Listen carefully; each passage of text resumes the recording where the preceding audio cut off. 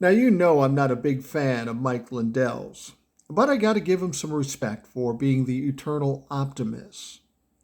He had a thriving company, making a lot of money, well, up until he got onto the Trump train and they went off the fucking cliff. Well, there's some things going on with Mike Lindell's company after all these months of him making a fool of himself and sidling up next to Donald Trump, no matter what the situation. You see, Mike is selling off some of his equipment from his company. He's auctioning it off. Well, that's troubling. That seems weird.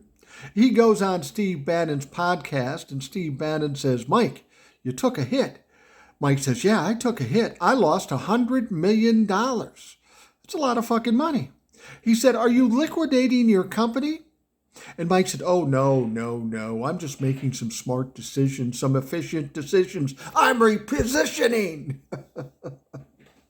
Why do you have to reposition a company that was going great guns before you hooked up with Donald Trump?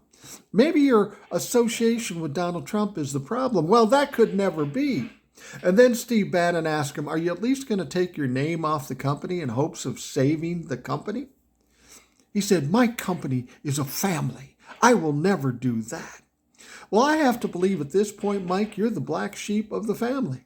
Because all these poor people just trying to get by, pay their bills, and work for you are a little nervous now that this company is going to go by the wayside. Not because there wasn't sales, not because it wasn't a good company, not because they weren't doing their job. Simply because you fucked up, you couldn't shut your mouth up, and you're stupid as fuck. Yeah, Mike's having some troubles, and the troubles have just begun. He's lost $100 million, but remember, he's also being sued for $1.6 billion. So what the fuck is going to happen to Mike Lindell? Oh, and is he going to be tied up in the January 6th investigation? I think he might. So Mike's got some big problems. What I would do is try to sell that company, rename that company, and make a little bit of money and at least save the people that are working for you, those people that you claim to be your family.